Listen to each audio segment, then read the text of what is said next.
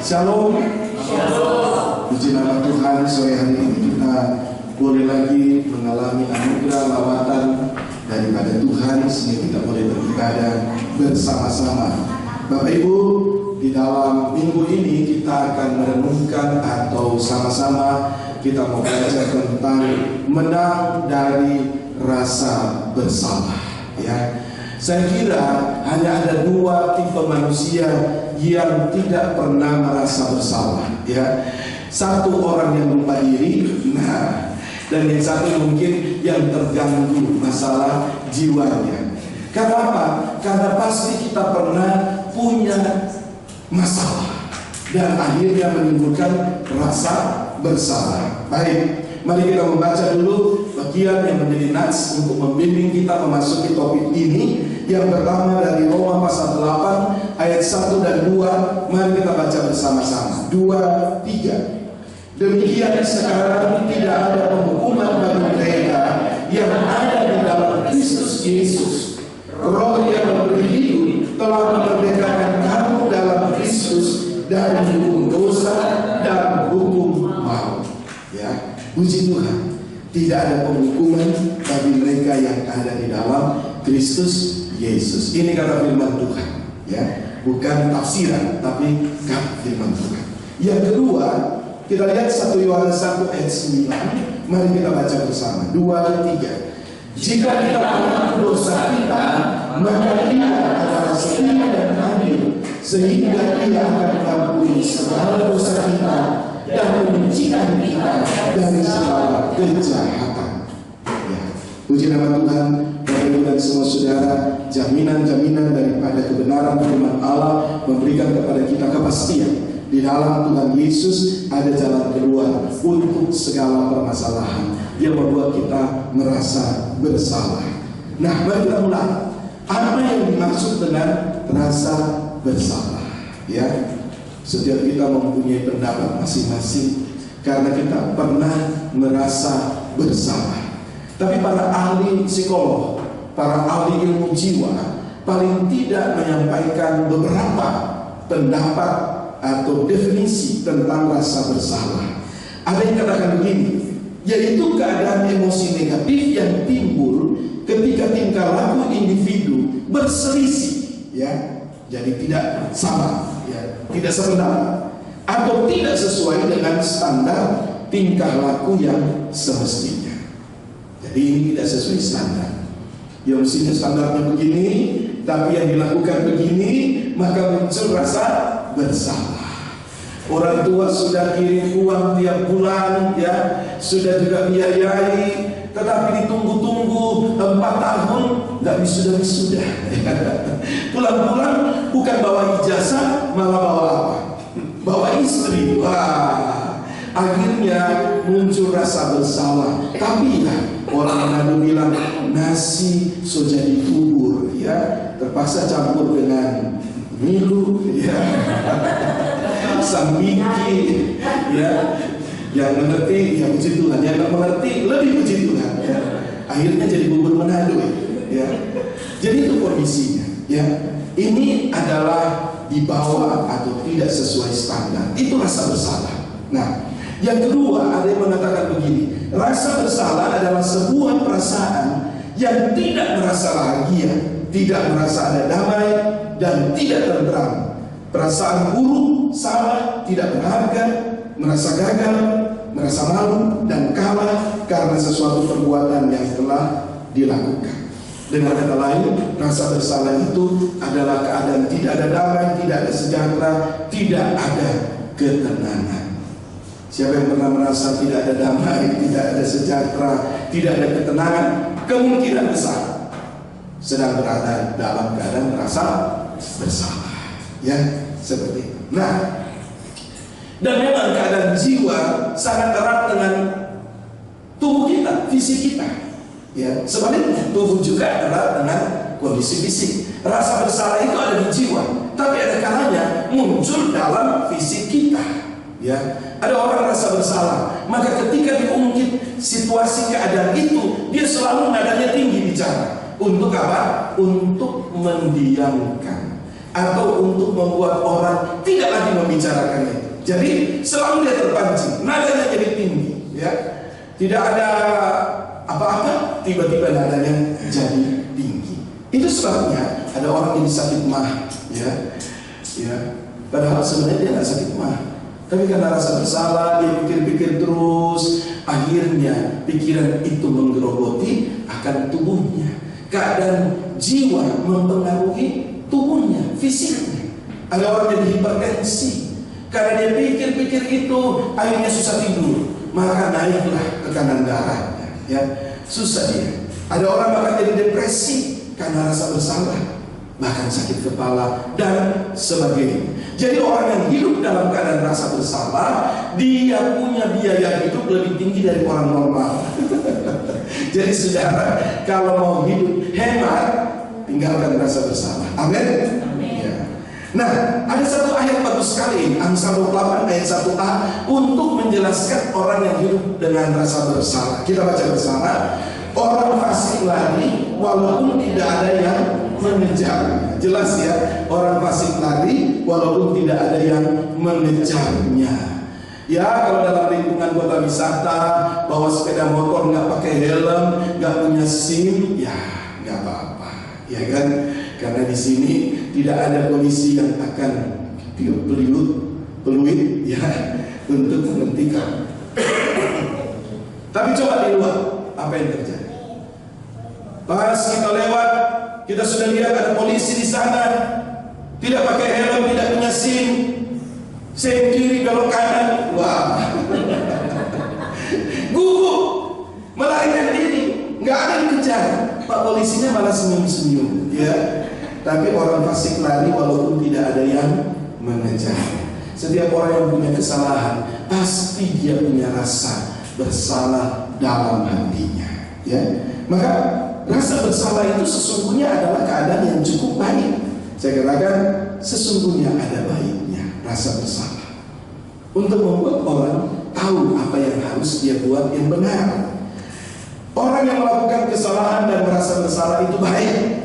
Tapi ada orang yang melakukan kesalahan dan tidak merasa bersalah. Nah, ini yang masalah, ya. Ini masuk dalam kategori yang pertama tadi, ya. Orang yang lupa diri, ya. Dia bersalah tapi dia merasa tidak bersalah. Tuhan Yesus katakan begini dalam Matius 9 ayat 13b. Boleh baca bersama-sama, 2, 3. Karena aku datang bukan untuk memanggil orang benar, melainkan orang berdosa. Nah, ini dia.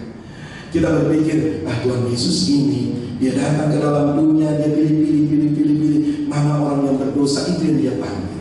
Ada yang tidak berdosa. Menurut Roma 3:23, semua manusia sudah berdosa. Jadi memanggil orang benar di sini bukan orang benar, tapi orang yang bersalah, tapi pura-pura merasa benar. Jadi orang benar bukan berarti benar, tapi orang berdosa yang merasa diri benar. Yang begini Tuhan Yesus nak cari. Aduh, kasihan. Itu sebabnya cepat kita sadar. Karena Tuhan Yesus nak peduli, dia nak mencari orang yang bersalah, tapi rasa diri benar. Dan Tuhan Yesus cari adalah orang berdosa yang betul-betul merasa dirinya berdosa. Maka kita bisa mengatakan betapa besar kasih-Mu, betapa besar anugerah Tuhan. Karena kita sadar nggak mungkin, nggak bisa, tidak mudah untuk kita ditebus dengan darahnya, ya. Jadi mari kita sambil mengikuti perlahan-lahan kita mulai ingat, jangan-jangan masih ada yang rasa bersalah yang belum selesai. Karena ada sesuatu yang kita lakukan, ya. Beberapa hari ini ada viral, ya. Kalau kita lihat ya media sosial, ada oma dan opa, yang satu sudah 4 hari meninggal, yang satu sudah 5 hari meninggal. 3 anak laki-laki, tidak jauh-jauh di Jakarta, di Bandung. Tapi tidak pernah mereka jenguk orang tua, bahkan sudah meninggal ditelepon oleh Kapolsek, saya baca, ya. Tapi mereka tetap tidak datang mengurus. Akhirnya gereja yang mengurus sampai pada pemakamannya. Saudara, Kita tidak tahu apa yang sedang terjadi, tetapi pasti itu akan menimbulkan rasa bersalah yang tidak bisa diselesaikan kecuali datang kepada Tuhan. Mau menyesal bagaimana lagi? Sudah bisa bicara, sudah dikubur, ya, hanya bisa datang kepada Tuhan. Nah, yang kedua, dari mana datangnya rasa bersalah? Nah, ini yang perlu kita cek, ya. Dari mana datangnya rasa bersalah itu? Ya, di dalam kebenaran Alkitab ada 3 hal bahwa rasa bersalah itu bisa datang. Pertama dari suara hati nurani, ya, sunaidesis. Ya, ini bahasa orang yang di sana. Ya, kita di sini hati nurani. Sunaidesis sebenarnya arti awalnya itu bicara bersama-sama. Jadi kalau ada 2 orang, dua-dua sependapat, itu maksudnya. Kalau satu nggak sependapat, maka itu berarti ada rasa bersalah. Suara hatinya mulai mengoreksi. Nah, Roma 2:15 kita baca bersama, 2-3. Sebab dengan itu mereka menunjukkan bahwa isi hukum Taurat ada tertulis di dalam hati mereka, dan suara hati mereka turut bersaksi, dan pikiran mereka saling menuduh atau saling membela. Jadi ada orang bilang, kami tidak punya rasa bersalah karena kami tidak punya hukum, kami tidak punya agama, kami tidak percaya yang begitu-begitu. Apa betul? Ternyata tidak. Memang kepada Israel diberikan hukum Allah, Taurat, ya, sebagai satu patron, sebagai satu hal di mana mereka harus jalan. Ya, maka ketika dia mencuri, dia langsung merasa bersalah karena ada firman jangan nyolong, gitu ya. Tapi bagi mereka yang tidak punya Taurat, Allah telah memberikan, Allah telah taruh, Allah telah buat di dalam hati manusia yang disebut hati nurani. Maka di mana-mana orang kalau buat kesalahan pasti merasa bersalah. Ya, itulah yang disebut dengan hati nurani. Jadi yang pertama itu, ya, kalau ditanya dari mana datangnya rasa bersalah, yang pertama adalah suara hati nurani. Diam-diam masuk kamar mama, ya, dompet terbuka, kelihatan ada merah-merah di dalam. Karena banyak, jadi kalau ambil satu kan nggak ketahuan, ya, nggak ketahuan. Tapi dari situ mulai rasa bersalah. Itulah hati nurani. Nah, yang kedua, itulah Roh Kudus. Ya, setiap orang percaya pasti dalam hidupnya ada Roh Kudus. Sebab Roh Kudus dikatakan Dia adalah yang berjalan di samping kita. Dia ada bersama-sama. Maka Dia suka bersuara. Ya, kita katakan begitu aja, ya. Dia suka bicara. Ketika ada kesalahan yang kita buat, Dia akan bersuara. Yohanes 16 ayat 8 kita baca 2-3. Dan kalau Ia datang, Ia akan menginsafkan dunia akan dosa, kebenaran, dan kebahagiaan. Nah, Roh Kudus datang. Di hari Pentakosta dicurahkan bukan hanya kepada 1 orang, 2 orang, 3 orang seperti zaman Perjanjian Lama, hanya kepada nabi, kepada imam, kepada raja saja.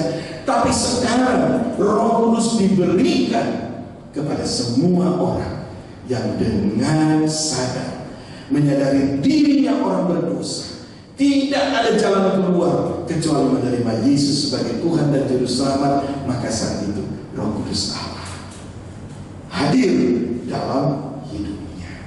Maka ada suara Roh Kudus dalam hidup kita. Tapi ternyata Roh Kudus juga dapat berduka sehingga Dia tidak bicara. Itu terjadi karena apa? Satu kali buat, ya, nggak ketangkap, wah kasih. 2 kali buat, Roh Kudus terus tegur. Karena nggak ketangkap, nggak ada yang menghadiri, Dia lakukan terus. Lama-lama Roh Kudus pun berduka dan Dia berdiam. Tapi ada suara Roh Kudus dalam hidup orang percaya. Yang ketiga, jangan lupa ada juga suara setan. Ya, ini setan, satan atau diabolos. Ini adalah pendakwa. Mari kita baca Wahyu 12 ayat 10, 2, 3. Sekarang telah tiba Itulah keselamatan dan kuasa dan pemerintahan Allah kita dan kekuasaan Dia yang diurapinya. Karena telah dilemparkan ke bawah pendakwa saudara-saudara kita yang mendakwa mereka siang dan malam di hadapan Allah kita. Ya. Jadi ada suara setan, dan suara setan itu adalah mendakwa. Ya. Suara setan itu menuduh. Ya. Itu sebabnya setan punya strategi mantap sekali. Ya. Maka banyak orang yang strateginya mantap. Nah, ini belajar dari setan mungkin ya. Ya, setan biasa dia uji-uji orang bikin dosa, tidak apa-apa, ya, cuma sedikit, wah katanya kan, hanya sedikit, nggak apa-apa, ya. Tapi setelah kita buat dosa, dia mulai tuduh kita. Nah, rasanya, nggak mungkin lagi kamu dapat diselamatkan. Wah, rasa bersalah itu membuat kita rasanya sudah mau masuk neraka. Ya, itulah yang setan buat. Dia mendakwa orang yang dia perangkap untuk berbuat dosa dan kesalahan. Tapi saudara, hari ini saya mau katakan, tidak ada dosa yang tidak bisa diselesaikan dan diampuni oleh Tuhan Yesus. Di Alkitab cuma satu dosa yang nggak bisa diampuni, menghujat Roh Kudus. Hanya itu. Mengapa? Sebab Roh Kuduslah yang membuat kita menyadari kita orang berdosa dan membuat kita tahu bahwa juru selamat satu-satunya hanya Tuhan Yesus. Nah, kalau kita sudah hujan, kita tolak Roh Kudus, siapa lagi yang akan membuat kita menyadari kita orang berdosa? Enggak ada. Itu sebabnya dosa apapun, separah apapun, seberat apapun, tetap dapat ditebus dengan darah Tuhan Yesus. Katakan amin. Itu sebabnya tiga hal ini, tiga suara ini ada. Hati nurani, Roh Kudus, tapi ada suara setan juga. Maka saudara pilih yang mana untuk mengalami hidup yang bebas dari rasa bersalah. Mari kita lihat dampak dari rasa bersalah. Jadi kalau orang merasa bersalah pasti ada dampaknya, ya kan? Namanya rasa, berarti ada di jiwa, karena dari hati, maka akan muncul dalam kehidupannya. Apakah muram, apakah sedih, dan seterusnya. Mari kita lihat dampak dari rasa bersalah ini. Paling tidak ada dua, karena saya katakan tadi, rasa bersalah itu ada sisi baiknya, ya. Maka yang pertama ada dampak positif. Nah, kita belajar dari peristiwa-peristiwa dalam Alkitab, kisah-kisah yang ada. Misalnya kisah Raja Daud dan siapa? Batseba. Oh, ini bagus sekali nih, jadi seperti drakor ini. Raja awalnya dia pergi perang, dia pimpin prajuritnya. Sekarang prajuritnya udah mantap, dia sudah punya panglima yang oke. Jadi ketika dia kalau cuma lawan itu kelompok itu negara kecil, kasih aja sama panglima. Lalu dia santai-santai di istananya. Sore-sore dia naik ke lantai 2. Rupanya ada orang lagi mandi dan kamar mandinya nggak ada atap. Jadi dia nonton dari atas. Ya, seperti kata pepatah, dari mata turun ke hati. Akhirnya dia panggil anak buah, tolong jemput itu. Akhirnya dia jatuh dalam dosa. Sudah begitu, ya, ini dia. Kalau orang belum bertobat, bikin satu dosa untuk menutupi dosa itu, bikin dosa yang baru. Maka akhirnya apa yang terjadi?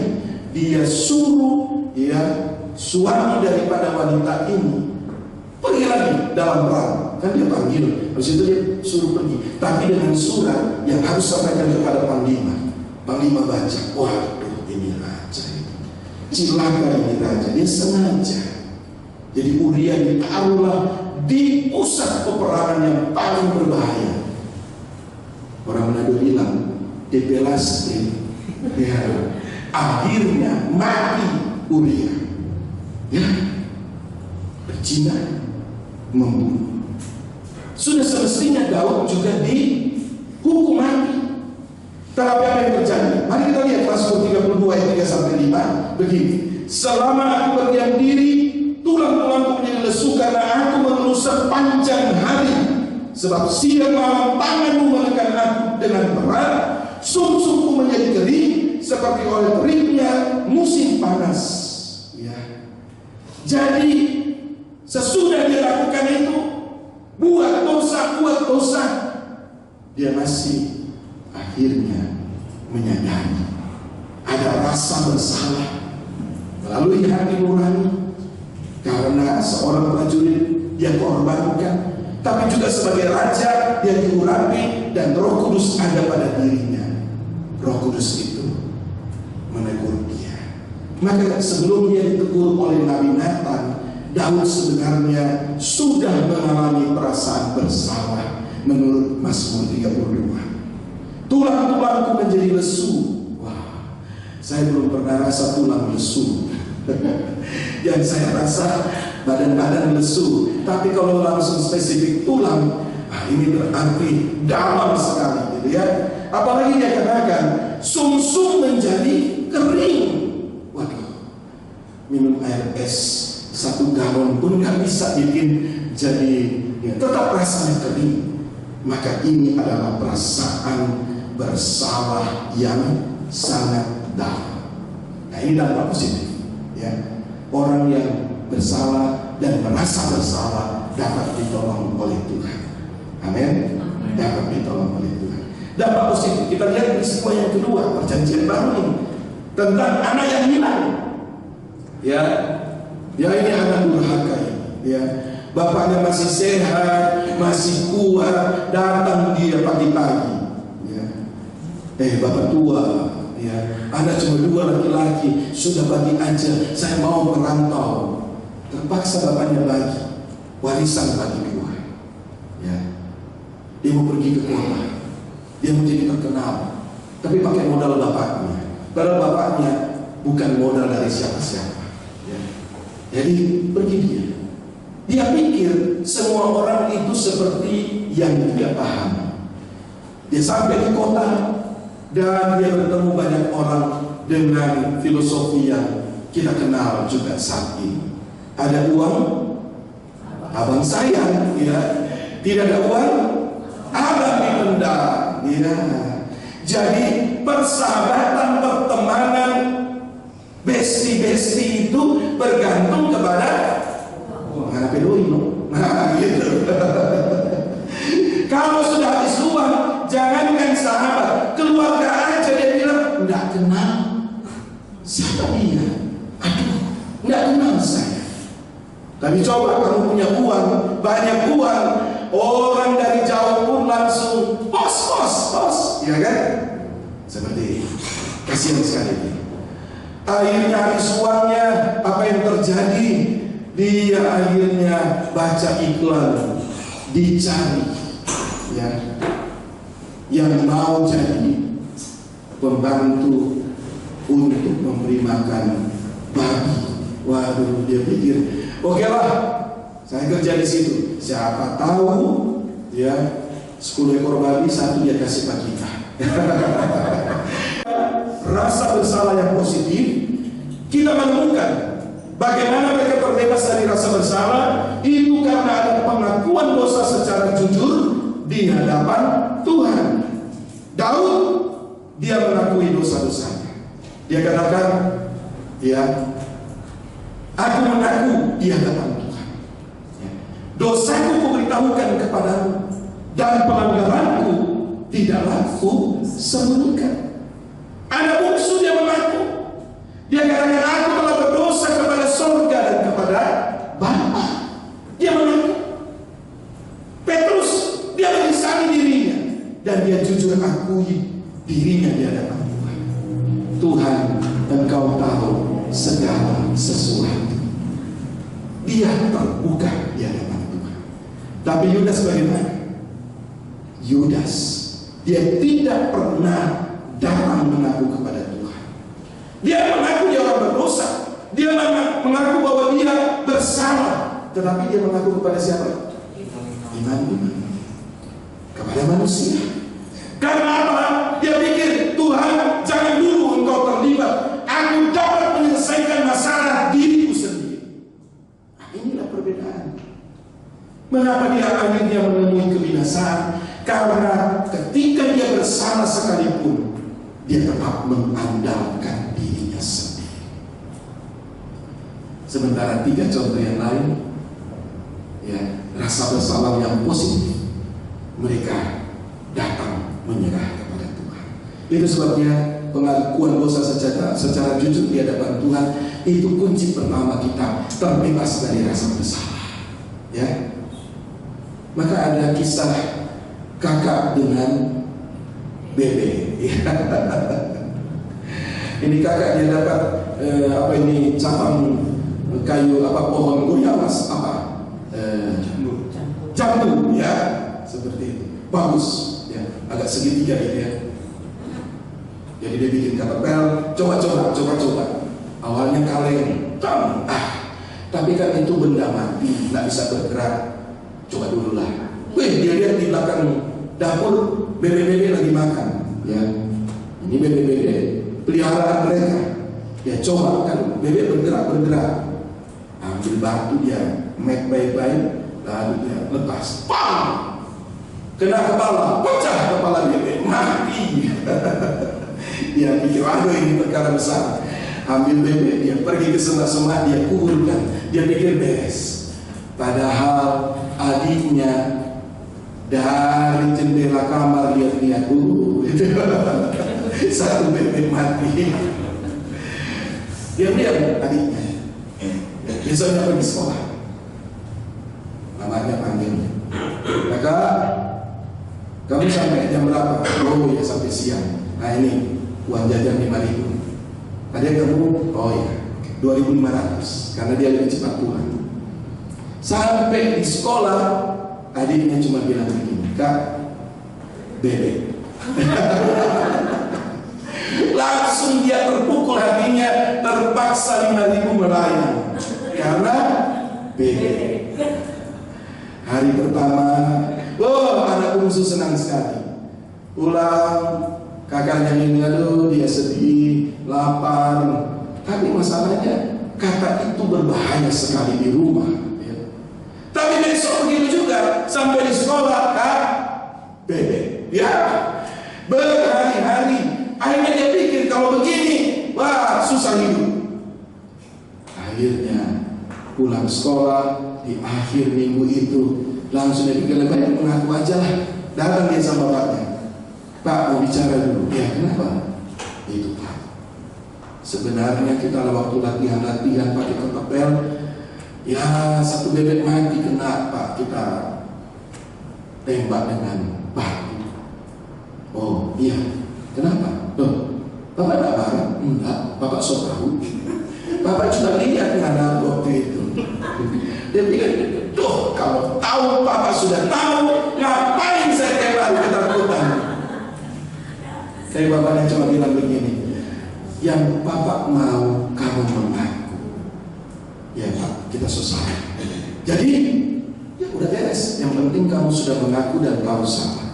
Nah, minggu berikut hari Senin sampai di sekolah, adiknya langsung bilang, Kak, bebek. Kakaknya bilang, biar lagi ngana kamu mau bilang bebek terus, nggak peduli. Adiknya bilang, oke, nanti kita bertemu dengan Bapak di rumah. Tenang ya. Sampai di rumah, adiknya bilang, Pak, bebek. Lalu bapaknya bilang, sudah selesai. Sejak itu adiknya nggak bisa lagi memeras kakaknya karena sudah diampuni. Saudara, pengakuan adalah syarat pertama kita mengalami kelepasan dari rasa bersalah. Tapi ada yang kedua. Dari 3 orang contoh tadi, maka mereka sesudah mereka mengakui, mereka bertobat dan punya tekad hidup dalam kebenaran. Daud dalam Mazmur 51 ayat 10 dia katakan, jadikanlah hatiku tahir ya Allah, dan perbaharuilah batinku dengan roh yang teguh. Ya, jadi bertobat dan punya tekad hidup dalam kebenaran. Sesungguhnya Yudas ini dia punya kans untuk diselamatkan sangat tinggi. Ya. Kemungkinan dia diselamatkan sebenarnya lebih tinggi dari Adam dan Hawa. Kenapa? Waktu Adam dan Hawa bikin dosa, apa yang terjadi? Yang satu tuduh dia, yang satu bilang dia bukan saya. Yudas enggak. Sesudah dia menyesal, dia rasa bersalah, dia mengaku dia bersalah, dia lempar uang itu. Ya. Dia tidak perlu tuduh orang. Dia tidak bilang, gara-gara kamu imam yang punya rencana akhirnya saya masuk perangkap kalian, saya jual guru saya. Enggak. Dia tidak limpahkan masalah kepada orang lain, dia mau tanggung sendiri. Sebenarnya dia lebih hebat dari persoalannya. Dia merasa dirinya kuat, dia merasa dirinya dapat menyelesaikan masalahnya sendiri tanpa Tuhan. Disitulah kegagalannya. Maka Yudas akhirnya dia binasa. 2 Korintus 7 ayat 10 katakan, sebab bukan cita menurut kehendak Allah menghasilkan pertobatan yang membawa keselamatan dan yang tidak akan disesalkan.